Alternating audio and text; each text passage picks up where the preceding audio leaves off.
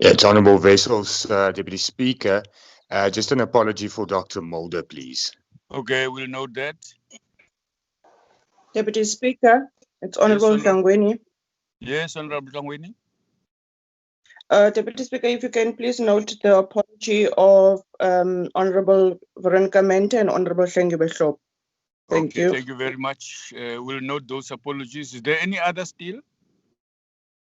If not, let's proceed to the next item on the agenda. Is there any question about the agenda? I move for the adoption of the agenda, Deputy Speaker. Thank you, Honourable Singh, and thank you for yesterday passing me that information about the Auditor General. I appreciated it. Thank you very much. I second, Honourable Deputy Speaker. Thank you, Deputy Chief Whip. The agenda is agreed to. Shall we look into the minutes? Any corrections that members would like to note?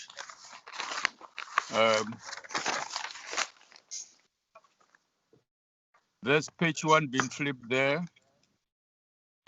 The second page, any corrections there?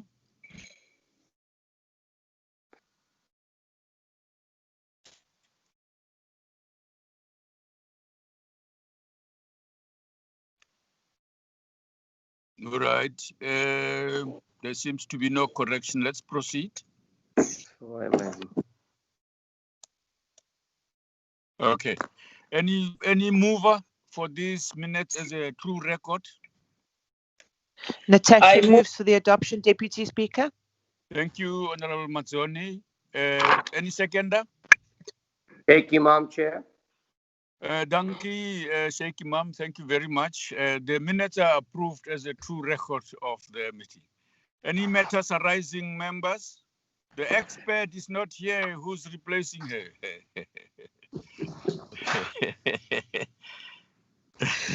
Welcome, Honourable Speaker. Welcome.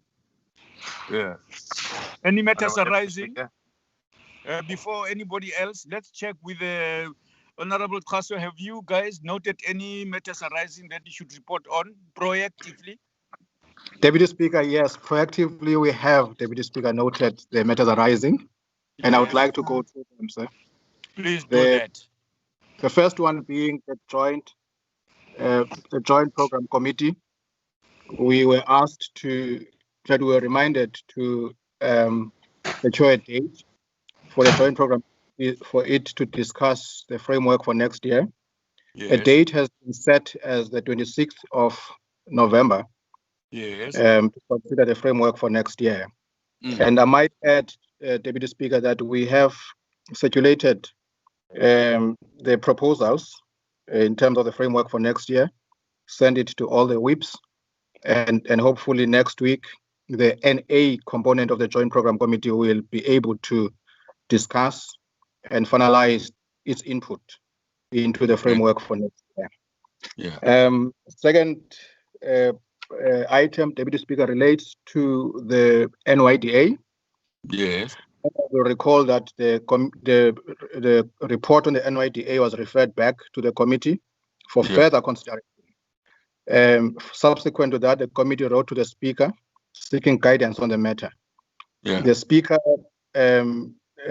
decided to seek a legal opinion on the matter externally, and the opinion has been obtained, and the Speaker is considering the opinion, and guidance will be given on the matter in due course. Okay.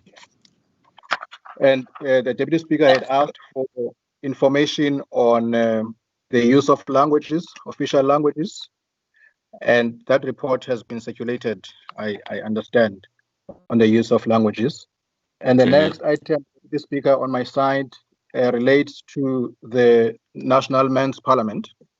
Yes. And I suspect that the Deputy Speaker may want to say one or two things on this matter, except to say that the date, we had communicated that the session will be on Friday, the 20th, and we would like to bring to the attention of members that there will be a session on Thursday, but in the afternoon.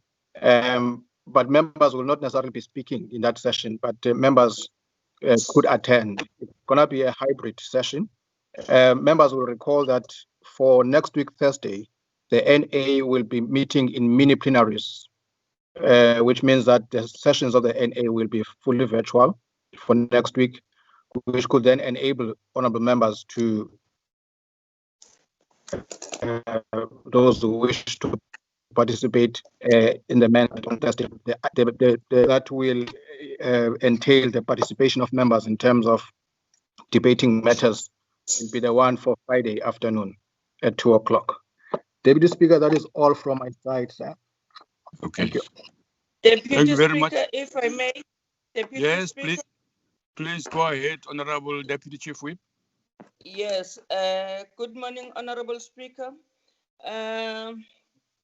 Deputy Speaker, there's another matter arising. If the minutes can be put on the screen, that one of the Chief Whip, where she was asking as to when the executive is going to reintroduce the women on matters arising, yes, as to when the cabinet will intend to reintroduce the Women Empowerment and Gender Equality Bill, which was withdrawn in 2018. Yes. Okay. Yes, that is all, Honorable Speaker, Deputy Speaker. All right. Is there any other matter Deputy Speaker. arising? Yes, Yes, Honorable Deputy Singh. Speaker. Yeah, thank you Yes. very much. Just referring to the matter that you raised earlier on, I think, and it arises from minutes, it was quite prophetic that we requested a date for a farewell to the outgoing Auditor General. And sadly, as we all know, he passed on yesterday, and I'm sure our condolences are also expressed to the family and to the Office of the Auditor General. Now, I see the item has been scheduled for the 24th of November, and perhaps we must give consideration on how we are going to deal with that matter, because it says farewell, and perhaps the Speaker would say something about it. Thank you very much. Okay. All right. Yeah. Is there any other matters arising? Yes, Honorable Sheikh Imam. Sheikh Imam, yes. Thank you, Deputy Speaker. Deputy Speaker, there's two issues. I think Honorable Singh spoke on the issue of the Auditor General, and I was going to, suggest that maybe we could try and see if possible, have a condolence motion on the same day for him. But the second issue is the issue of the mini plenaries. I wanted to urge this House if we could perhaps consider the smaller parties when you're having mini plenaries that are running concurrently, so that maybe in terms of the list of speakers, if they could get some consideration for one to be a little higher up and one lower down, so maybe the smaller parties with limited number of members would be able to participate in both. That's fine. Thank you. Thank you. Honorable members, before I ask for clarification and responses to these matters arising, the first one on the joint committee to consider the program for next year. I do wish to appeal to members to proactively, in advance of our meeting of the NA, to submit their responses to those proposals that have been circulated, or any ideas that they may have. Please do it in advance, so that there can be discussions in advance of the meeting, so that the meeting becomes finalization and not necessary reconsideration of issues. I just thought that we should proactively handle it that way, so that we don't wait until the day to submit an idea and a proposal when we could submit it in advance, and it is shared for others to respond to it, to present some agreement or amendment at the meeting proper. So that's the one comment I wanted to make. Now, any responses on the matters that have been raised on the bills? Honorable Ndade Kasu, do you have any responses to some of these? Deputy Speaker, thank you, sir. I do know that the Bills Office was working on the matter, and I wonder if they would want to comment now or when we deal with the report on the Bills Office. Okay, let's ask them if it's in the bills, they should say so. Otherwise, they can do so now, if it's not. Deputy Speaker, I will, with your permission, I will address it under the relevant item on the agenda. That's okay. Thank you very much. We'll deal with that there. Yes. Any other? And so on the issue of mini plenaries, it's definitely something that could be considered. We'll have to consult with the whips and on how to rearrange the speakers list. So, but I think the request does sound like something that can be accommodated. Yes, and of course, unlike you being hesitant, Dadeklas, I do think it's a reasonable request. so let's provide for some space. Let's go and persuade the whips of other parties to appreciate the nature of the request. It's so that members with smaller parties can attend both because they are smaller in number and so on. So it's a reasonable request. Let's go for it. Okay. Yeah. All right. Is there any other matter? So on the issue of the AG, our proposal will be that maybe it's kept that same day, the 24th, but in this instance, obviously, it could take the form of a condolence motion. Yes. You know what? It's a tragic event, but I think it makes the idea of it originally being a farewell, a very poignant farewell, which is permanent. I suggest we retain that aspect of it, that in the condolences motions by all parties, reference must be made to the farewell for the job he did, now that it is becoming tragic, and together with the fact that he's now gone permanently. I think we should not lose the reference to it originally being farewell, but now it's a permanent farewell and a condolence to the families. So I would suggest we handle it that way. Do you agree, members? Agreed, DP. Thank you. Thank you very much. Thank you. Agreed. Okay, thank you. Agreed, Speaker. Okay, thank you very much. Yeah. I think my hand raising facility is not. I wanted to just support the idea of having the condolence motion, but somehow can I request IT to activate my hand raising facility? No, it's there. It's not actually responding. I've been trying to raise my hand. Oh, no, now it's me. No, don't blame IT. Blame me. I see it there. Yes. Yes. Okay. All right. Yeah, it's not IT. It's me. I didn't notice it, but I now see it. Yeah. Great. Go ahead. Thank you. No, it's okay. I wanted to speak on the condolence motion for the 24th instead of farewell tribute, which has actually been addressed. But I also wanted to address the fact that it's as if the hand raising facility is not working. Oh, no, it is working. And you agree with us that we must combine it, farewell and condolences? I do agree, Honorable Deputy Speaker. Thank you very much, madam. I didn't hear you say so. Thank you very much. All right. Thank you. You can now lower your hand, Honorable Member. Thank you very much. Yeah. Honorable members, let's go to the next item. Have we exhausted the items? Matters arising?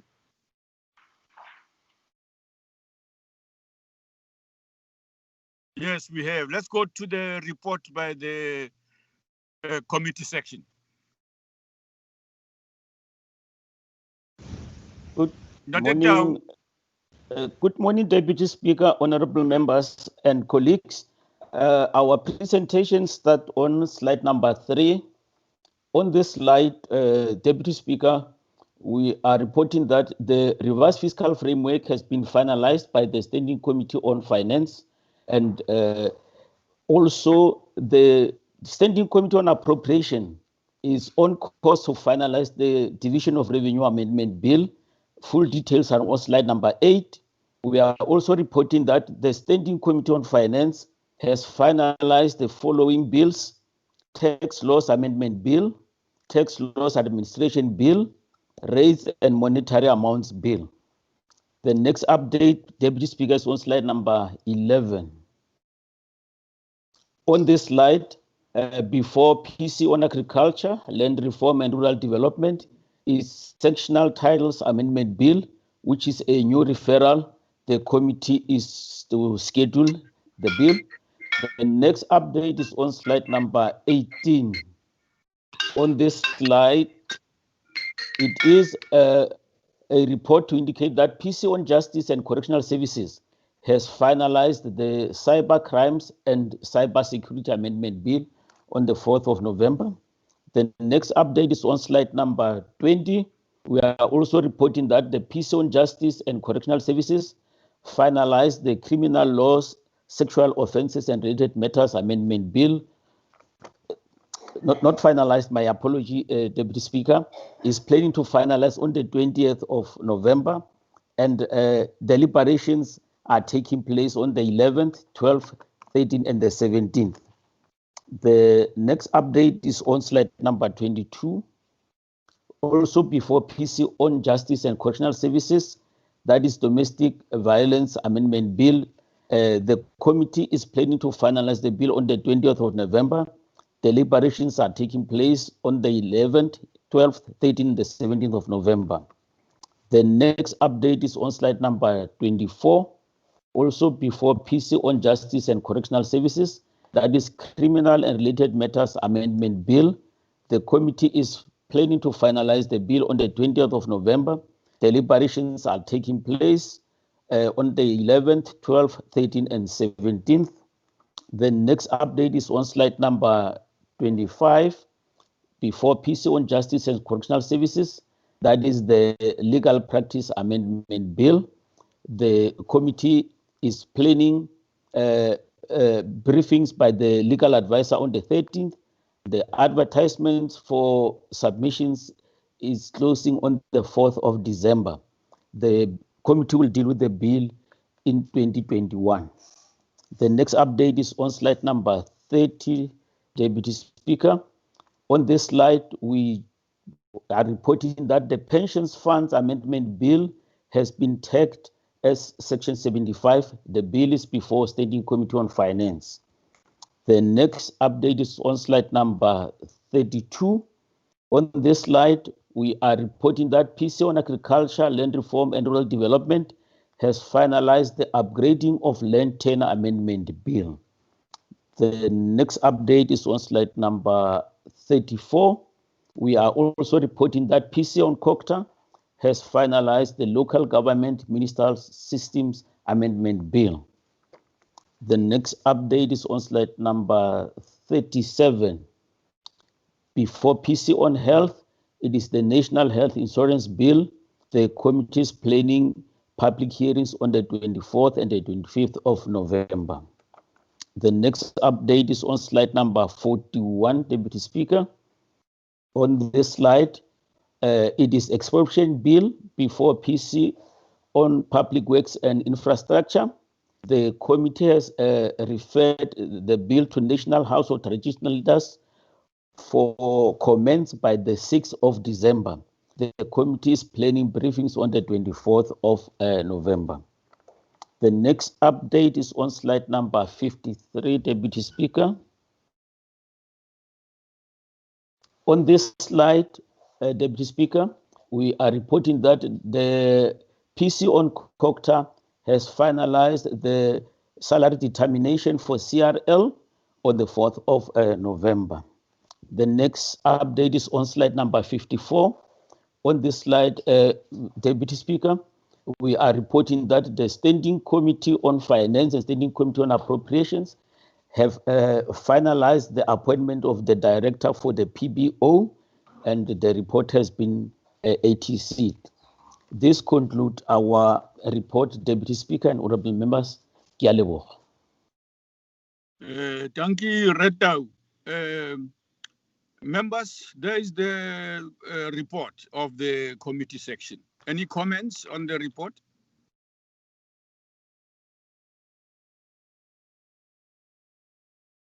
No comments. Let's go to the bills. Mr. Bell. Thank you, Deputy Speaker. I'm here. Go ahead, Ndati.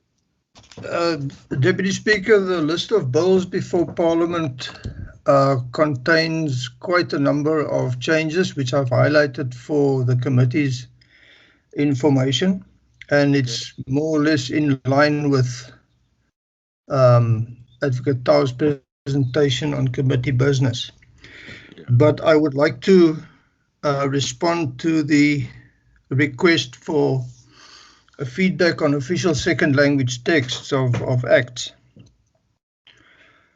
I have circulated an introduction to bills passed by Parliament since 1994, and I specifically included it to show the committee that the second language text of bills form a crucial and integral part of our statistics since 1994. We include bills returned, we include second language texts, and we give a breakdown of all bills passed since 1994, also in terms of section 74, 75, 76, and 77 of the Constitution. Okay. And then we also say how many of them have been assented to, and if not, why and where they are now. So, but what you see here is just an introduction. I do have the full list available. It's always a work in progress, and it's about 144 pages long. Okay. But it's available if anybody wants to obtain a copy. I'm happy to send it to them. Deputy Speaker, just to be more to the point, just by way of an example, of the 16 bills passed in 2020 so far, 11 have been in second language text other than Afrikaans. There are certain factors that the Bills Office always have to take into account. Firstly, the second language text of a bill must be received just before second reading in the House. This is a good thing, but it does not take into account that the bill may have been amended or may be amended along the way. This is in line with Joint Rule 220(2). A bill sent to the President for assent must be in both languages, also Joint Rule 220. The Constitution, Deputy Speaker, says that a bill passed and assented to becomes an act of Parliament. But somewhere along the line, somebody has to change that bill into an act form. And that is what we do. In this, we work closely with departments, and there is also a translation unit in the Office of the Chief State Law Advisor, which is short for OCSLA, in order to try and produce quality act forms. It often takes time to clean up the English text of a bill after it's passed by Parliament, then marry it to the second language text and do all the necessary checks before we are ready to print the act form and ship it to the President for assent. Upon assent, the act is then printed in the Gazette and becomes an act of Parliament.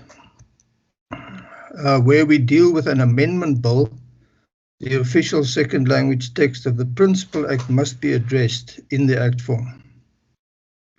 And Deputy Speaker, I on purpose do not use the term translation because the second language text of a bill is not a translation. Each language can become an official act in its own right. And once it's on the statute book, it's a piece of drafting that will amend that principal act. And as long as the two acts are in line with each other, the language may vastly differ. As the Bills Office, we often have to be very mindful of pressure placed on Parliament to send a particular bill for assent. This is often understandable, but it is not a reason for us not to stick to our protocols. There are often bills that are indeed urgent or priority, like the Appropriation Bill and Division of Revenue, as well as bills carrying Constitutional Court deadlines. And obviously, these bills are given priority. Deputy Speaker, working on act forms where legalese often have to be developed is slow and hard, but it is rewarding. Often it may look as if there is not a lot of progress, but I would disagree with that. because every second language text that we process represents progress. It is improvement, and it is motivation to keep pushing. Yeah. But it's also a reminder that there's a lot to be done still. Thank you very much.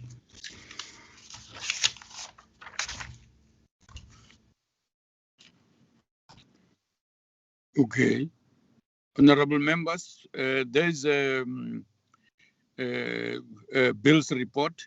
Let me just say, Madam Speaker, I hope you, with your support team in Mr. Kaso and Mr. Bell, will help us put a preface to a report on these bills in different languages and to identify stakeholders to whom we must report as we end the year of progress made by Parliament to advance the indigenous languages. So please, ma'am, give us a good preface to that report so that we, it's one of the critical elements of the Bill of Rights for people to use their language.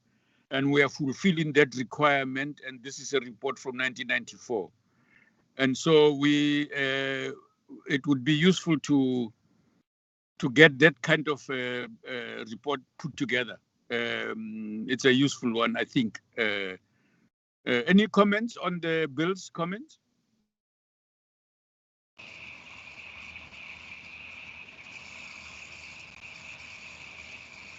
Deputy Speaker, if I may, Yes. not related, but I think I did look at the issue of the bill regarding women empowerment and equality. Yes. Which was asked on 29 October, I think. Yes. I did get hold of somebody in the new department, and I know I've checked that bill lapsed on 6 May 2014. Yes. And department indicated that it will be, they plan to introduce it in 2021-2022 financial year. Thank you. Oh, okay, okay. So is this all on your table today, Mr. Bell? On the bills? Yes, thank you, Deputy Speaker. All right, thank you very much. Honorable members, now that we've done with the bills, let's proceed Deputy to the Speaker, next. it's Natasha. Natasha, please go ahead, Honorable Member. Thank you so much, Deputy Speaker. Deputy Speaker, I just wanted to say that, you know, I've been studying this report of Mr. Bell, and I do think that one thing that is very important for us to realize is that we do need to concentrate and focus our energies on our job at hand, which is that we are legislators. And there are certainly many bills that we should have completed and should be through our system by now, which aren't. And I think that as we program and go forward in our programming, we are going to have to make more time available, even if it means working on Fridays, you know, coming in when we need to process these bills, because I think we'll all agree that some of the times that are attached to these bills leave us a little red-faced, and we certainly should be paying more attention to passing good legislation, which is our job. And I just wanted to make that point. Thank you so much, Deputy Speaker. All right, thank you very much for your comment, Honorable Mazzoni. I do want to add my favorite part to what you are saying. Yes, we are lawmakers, but we must evaluate the laws we have made and look at the impact they have had, so that when we next do any other bill, we do so with lessons from those that we have passed and their fate in implementation, and how we can correct that in the new ones that are coming. Would you be okay with that amendment to your comment, Honorable Mazzoni? Deputy Speaker, it's like you took the thought out of my mind and verbalized it. That's how happy I am with the amendment. Thank you very much. I'm pleased you are happy. Honorable Speaker, why are you smiling? Give us your opinion on the matter, Honorable Speaker. Okay. All right. Let's this is part of the work that is important. We will follow it through. We're done with bills. Honorable Pilari Majake, it's your turn, ma'am, on programming. Thank you, Honorable Deputy Speaker. Yes, Honorable Singh. Sorry, before that, we received a report of a Constitution Court bills, and I don't know if the Bills Office wants to deal with that as well, on where we are with those bills. I know I did print the report. Thank you. Oh, okay. All right. Let's hear. Any comment on those, guys? Good morning, Deputy Speaker. Yes, it's a very, very short report. It's just one slide and just 3 matters that we're reporting on. The first one is one that actually has been reported on at a previous meeting, namely the Judicial Matters Amendment Bill that has been assented to. So that deals with the matter of Holomisa versus Holomisa. We can now finalize that. In respect of the upgrading of Land Tenure Rights Act, the Portfolio Committee has reported on the bill that was before them, and it is now ready for second reading in the National Assembly. And then lastly, the Correctional Services Act, the Joint Rule 159 notice has been announced on 27 October, and the department has briefed the committee on the bill on the 3rd of November. And I'm aware that behind the scenes, the discussions for introduction of this bill is going ahead. That is all. Thank you very much. Thank you very much. Any comment on the report, short report? Okay, it's good. Thank you very much, Honorable Mayor. Let's go to Honorable Pilani Majake. Thank you, Honorable Deputy Speaker, and good morning to you, Madam Speaker, too. The program is flighted. We are today on week 33, Thursday, 12th of November. And after programming, we have caucus by political parties, and then at 14 hours, we have plenary up to 17 hours, and the main business of the day is questions to the President. On Friday, the 13th, it will be committees, and the week that follows is week 34. Monday, the 16th of November, it's Constituency Day. Tuesday, the 17th of November, between 10 and 12:45 is committees. At 14 hours, we have plenary that will mainly be looking at the money bills and what is to be noted. Number 7 is that there will be a report on determining a remuneration of the Deputy Public Protector. And also there will be a report on the agreement between South Africa and the European Energy Committee for cooperation in peaceful use of nuclear energy. Also to note is the 3rd and 4th quarter performance of Department of Tourism. The day that follows is Wednesday, the 18th of November, between 9 and 12:45 is committees. At 10 o'clock, it's Chief Whip's Forum. At 15 hours, it will be plenary up to 18 hours, and the main business of the day will be questions for oral reply, cluster 1, peace and security. Thursday, the 19th of November, we have programming committee meeting. Between 10 and 13 hours, we have caucus by political parties, and then it's followed by mini plenaries. Friday, the 20th of November, we started with what is starting later in the day. Okay, what I've got is it has now been changed. At 10 o'clock, there will be plenary. And that plenary will actually be looking at a report on appropriation on division of revenue, Second Amendment Bill, and second reading debate thereof, and the business as listed. And later in the day at 14 hours, we'll have National Men's Parliament. The week that follows is week number 35. Monday, the 23rd of November is Constituency Day. And then Tuesday, the 24th of November, it's plenary. To note is the farewell tribute for the Auditor General did just pass on a condolence motion.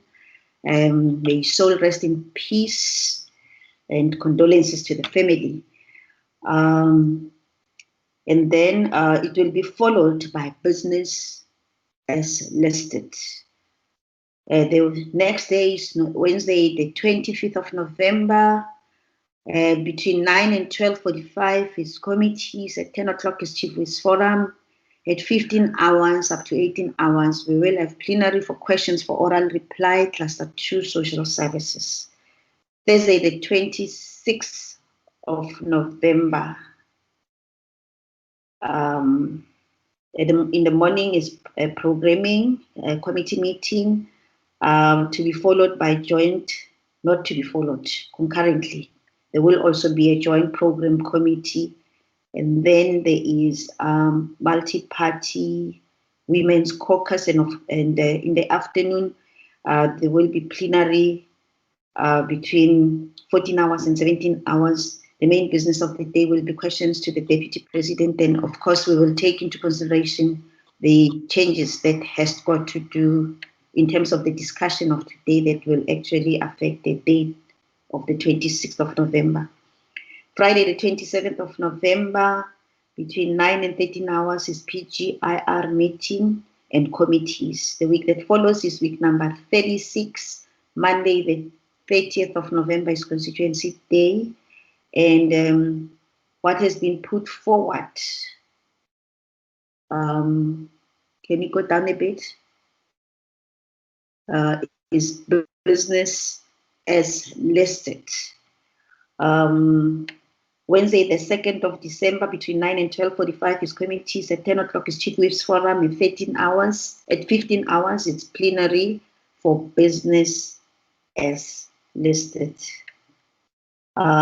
Thursday, the 3rd of December, programming committee meeting takes place at 8:30, 10 o'clock to 13 hours is caucus and by political parties, and at 14 hours, it will be plenary for business as listed. Our last day for the year on terms of the fourth term of Parliament will be on December the 4th, and we will have a plenary session that begins at 10 o'clock until 17 hours for business as listed. The constituency period will stretch from the 7th of December to the 11th of December, with leave period beginning on the 14th of December up to January 2021. We have actually also worked out the framework for 2021. It's just a proposal. Can we have it flighted? But we are not going to go into the proposals that actually accompanies the framework because the Deputy Chief Whip has just indicated that it will be good for comments to be made on the proposals that have been put forward, so that when we get to the joint programming committee of Parliament on the 26th, it shouldn't be like we're beginning from scratch. Can we have the framework?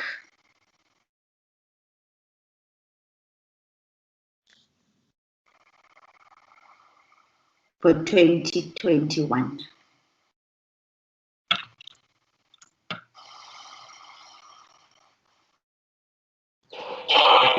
Deputy Speaker? Yes, Honorable Singh. Yeah, I believe that the fact that it has been circulated to us, perhaps we can go through it in the week and then have a full discussion if they're having problems to flight it. No, I agree with you. I can talk to it if there is a problem.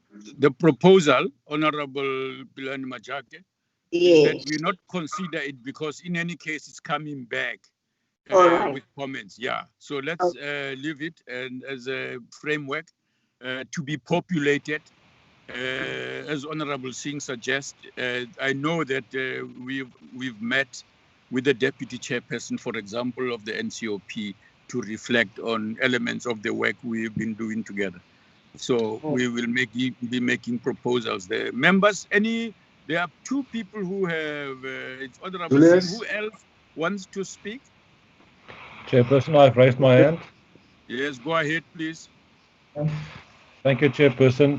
No, I would like to ask if we could go back to next week. I need clarity with regard to Thursday the 19th in terms of the subject of the ANC. There's a discussion on the subject. I don't see the subject. What are we discussing? And secondly, we went quite quickly through the program of next week. I don't have clarity which ones we will have debates and which ones will be there. Will there be no debates whatsoever? Okay. Deputy Speaker. Yes, go ahead, Honorable Singh. Yeah, I had my hand up as well. Thank you. Just to follow on Honorable Mulder, we'll need the topic for COPE as well, from COPE on the same day, Thursday, the 19th of November. And just to bring to the attention, Deputy Speaker, of Parliamentary Communication Services, I just saw them put out a communication that the President is answering questions in the National Assembly this afternoon, which is correct. But they've got the time as 1300 hours. I mean 1500 hours instead of 1400. So can they please be a bit more careful when they issue these notices, especially to the media? It's 1400 and not 1500. Then the I other hope they are thing, listening, yeah. yeah, the other thing, Chairperson, Deputy Speaker, is Honourable Frolick, if he can tell us something about Parliament's oversight and accountability. I know we were asked to submit proposals, which we have done, and I don't know, whether those proposals are going to be taken into consideration. And lastly, perhaps we have to engage next week on the Friday, 4th December program in respect of time and declarations and things like that, because that can be a very long, drawn-out session when we are doing votes and schedules. Thank you very much. Okay. Any comments? Is there anybody I'm skipping? Yes, Chair Sheikh Imam. Sheikh Imam, go ahead. Thank you, Deputy Speaker. Deputy Speaker, for the last 2, if not 2.5 years, the National Freedom Party has been putting a motion for discussion and resolution, and to date it has not come on the order paper, despite numerous requests. And I'd like that matter to be addressed. Thank you very much, Deputy. Thank you very much. Honorable Singh, lower your hand. Honorable Jack. Honorable Julius, morning, Go Deputy ahead. Speaker. Yes, No, I'm covered, thanks. I'm covered, thanks. Okay, all right, okay. Thank you. Honorable Majaki. Just to say that the comments have been noted in terms of the mini plenaries, which means we'll have to do the adjustments on the program. And to say that, Honorable Singh, you have a program that has got the 15th. I don't know, we should be having too many programs. What I've got in front of me for today, Thursday, the 12th of November, is between 14 and 17 hours. Something has gone wrong. We would like to apologize for it. Mr. Speaker. Yes, go ahead, Honorable Qasim. Yes, thank you, sir. Just to clarify, I think the point that Mr. Singh was raising was that the program is correct. It's 1400 hours, yes. But the communication from PCS said 1500 hours, and it's that communique that needs to be corrected. But the program as it stands is correct. And then the other question, just to complement what the programming whip had indicated, for next week there was a question about debates. And my understanding is that there will be one debate on the bills next week for 77 minutes, because the bills are related. Should there be any change, that will be communicated today still to the honorable members. And on the reports, there would be declarations. There could be declarations if parties wish to declare on the reports, but as it stands now, you have introduction by the committee chairpersons. The next point that was raised was about the mini plenaries. We are waiting and we are requesting again the ANC and COPE to please submit their motions for next week so that they can be communicated to the rest of the parties. In terms of the NFP matter, there's a rotation for parties to have an opportunity for debates. We will discuss with the honorable member after the meeting just to share with him the rotation and see how far the NFP is in terms of the rotation and when its opportunity will come for a motion to be debated in the House. GBV, there have been some submissions on the GBV document, and we are busy analyzing those. We've seen the one from the IFP, certainly. We'll check what other parties submitted. But there's a team that is going through the submissions so that the document that was presented by the House Chair could be adjusted where applicable. Thank you, sir. Thank you very much. Any other comment on the program? Yes, Deputy Speaker. Yes, go ahead. Deputy Speaker. Go ahead. Just on the matter of the GBV and the oversight process on that, may I request parties who have not submitted any response to do so by the latest tomorrow afternoon, please. We want to bring this matter to a conclusion. It cannot be an open-ended process, so that we next week then can make the firm announcement in terms of the outcome of those proposals. We'll start in the Chief Whip's forum so that we can formalize the process. Thank you very much. Do you have the list of those parties that has not responded? The administration, Deputy Speaker, the NA table will have a list of those parties, but it's very, very few that has responded. Yeah, okay. What is useful, because this is a public meeting, there was agreement that parties should respond. So when they don't, we must be able to indicate who they are so that when we proceed without them, the public knows that they are the ones who fluffed the opportunity to influence the direction of things. It's just a useful administrative, managerial, and leadership stance that is important so that we are not delayed unnecessarily. We know people are busy, but also it is appropriate that deadlines be adhered to when these have been properly agreed in the discussions. Any other comment? Speaker, Deputy Speaker. Yes. Deputy Speaker. Yes, My let's hand is raised. Honorable Kwankwa. Yes. I want to agree with Honorable Sheikh Imam. I think it's not, we understand that there is what's the word again? I'm missing the word. I will think about it now. With regards to the cycle that we follow for debates. Yeah. But I think the point that Honorable Sheikh Imam is raising is that it cannot be fair or even be right for parties that are represented in Parliament to only get an opportunity, if they are lucky, once in 2.5 years to be able to have a motion that is going to be debated in Parliament. It's not a matter that has only affected the NFP. It has affected all the smaller parties. In other words, we need to come into an arrangement that allows us, at least, even if it's once in 6 or 12 months or whatever, but from the largest parties where they can accommodate us so that we can be able to introduce topics of debates that can actually be debated in Parliament. Let me give you an example, Deputy Speaker, as I conclude. In the last term, from 2014 to 2019, the UDM only had one opportunity. And that opportunity was towards the end of the term. Yeah. That can't be right. Honorable Kwankwa, you should have added that I betted for you small parties that the big parties should consider you.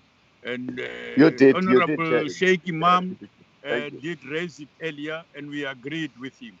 And Tate Khaso said he will put on his charm to talk to political parties that are concerned here to do that. So let's agree that will be considered and handled differently going forward. Anybody else? Thank you very much. Deputy Speaker. Yes, Honorable Member. Thanks, Deputy Speaker. Deputy Speaker, I just want to check, are we going to still give the Speaker a chance to speak to the NYDA issue? Because I see here on the program, it reflects nowhere, and I know that the report have been sent back to the committee. So maybe perhaps the Speaker need to give us an indication when issue's going to apply a mind and give us a date to what is the legal opinion saying, and then are we going to still flag that on the program to be done this quarter of the year? Because I mean, we are finishing the term, and then that aspect haven't been raised, and the NYDA is sitting without a board, and it's a very important board that can't be left leaderless. Thank you very much, Deputy Speaker. Thank you. Honorable Speaker, are you able to give us an indication of a date? I think we addressed it through Mr. Kaso earlier in the meeting. Yes, yes. We indeed are considering an independent legal opinion on this matter to guide us. We will endeavor to be able to report back by end of this week. I know end of this week is tomorrow. At least if we are late, by Tuesday, we should be able to communicate on this matter. But we have a dilemma, because you can let things go and have a huge barrage from the streets and be procedural about it. Or you can actually look at what South Africa stands for and try and find a way of making sure that all constituencies of South Africa participate in all structures. Yeah. And find a way of really, because it is not as simple as it is. It is not a matter of we said and we did. We've been going back to even from the formulation of the advert. What did it say? What did it not say? What steps were taken so that we are not only fair to the portfolio committee processes and parliament, but also fair to the individual South Africans who may be feeling they are being left out. Yeah. So that is the dilemma that we are handling with. And I hope that when we really come out, we will be able to give guidance which will protect everybody. Yeah. And sometimes that is not the most popular guidance. Sometimes trying to really become a South African and not a party member or a whoever is very difficult. But for those of us who, and I'm very proud, Deputy Speaker, you know, that I'm a multi-party, multi-constituency South African. And for me, it is very important that all constituencies, even when I disagree with them on certain things, feel as equal as I do in South Africa. So that is the process that is engaging us. And please bear with us, Mentlangwini. By Tuesday, max, we will be responding to all parties on this matter and giving guidance on it. Thank you. Thank you, Madam Speaker. Honorable members, we seem to have exhausted the issues on the program. Honorable Kwankwa and Honorable Pilani Majako, lower your hands so that I can bid you farewell today. If there is no major announcement, is there any? No announcements. Thank you very much. The meeting is adjourned. Go enjoy a cup of tea. You deserve it. Thank you. Thank you, Deputy Speaker. Thank you very much. Thank you, Thank you Deputy very much. Speaker. Deputy Chief Whip, Deputy Chief Whip, go and have a cup of tea. You need it badly. Yes. Thank you very much. Bye-bye. Bye.